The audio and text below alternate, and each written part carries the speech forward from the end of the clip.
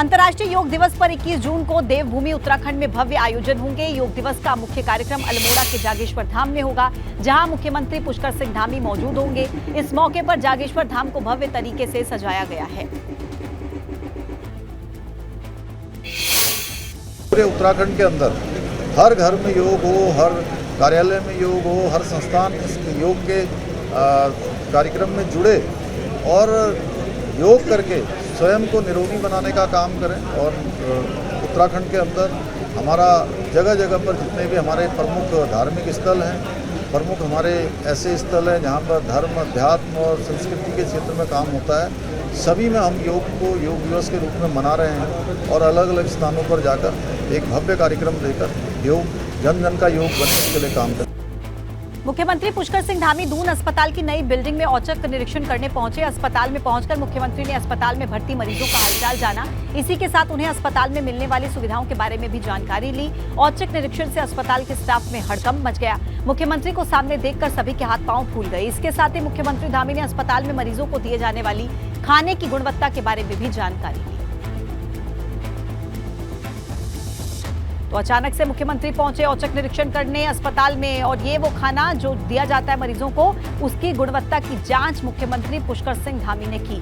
देखिए, पूरे अस्पताल प्रशासन में हड़कंप का माहौल, क्योंकि अचानक से मुख्यमंत्री पुष्कर सिंह धामी यहां पर पहुंचे थे और अस्पताल की व्यवस्थाओं का जायजा लिया, साथ ही साथ उस खाने की जांच की जो खाना मरीजों को दिया जाता है।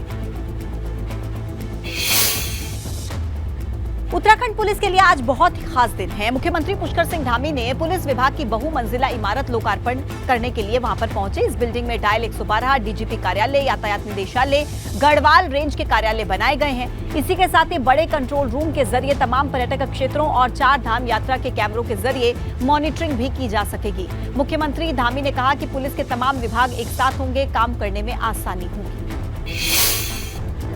अन्य कार्यालय एक स्थान पर होने से जहां आपस में एक दूसरे के बीच में कम्युनिकेशन करने में, आने जाने में जो एक समय खराब होता था, वो समय नहीं लगेगा और जल्दी से जल्दी काम होंगे, लोगों को राहत मिलेगी। और हमारा भी यही है कि उत्तराखंड की हमारी पुलिस हर क्षेत्र में अच्छा काम करे।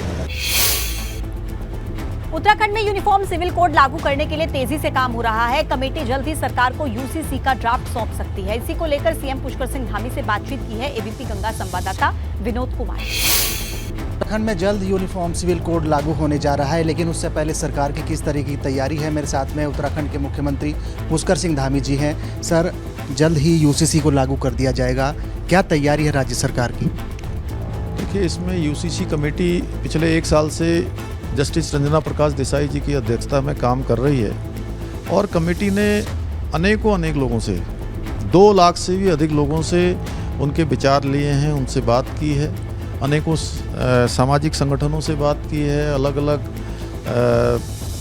संप्रदाय के लोगों से बात की है, अलग अलग मत मानने वाले लोगों के बीच में जाकर उन्होंने बात की है, अनेक विद्वानों से बात की है, विधि विशेषज्ञों से बात की है और कमेटी अपना ड्राफ्ट बना रही है। भारत के संविधान की धारा 44 में जिसका उल्लेख है, उसकी भावना के मूल स्वरूप के अनुरूप वो कमेटी अपना काम कर रही है और उनका ड्राफ्ट जैसे ही तैयार होकर सरकार को मिलेगा, सरकार उसको लागू करने की दिशा में आगे बढ़ेगी। उत्तराखंड में ये कानून लागू होगा तो यहाँ के जो लोग हैं या स्थानीय लोग हैं, उनको किस तरीके से इस कानून का फायदा होगा?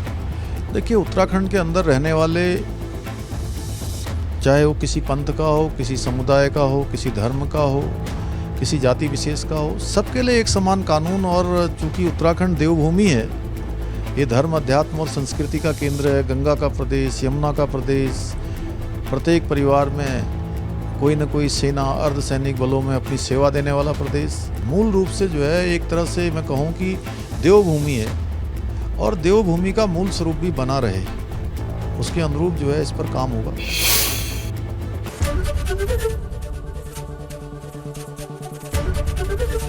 एबीपी गंगा, खबर आपकी, जुबान आपकी।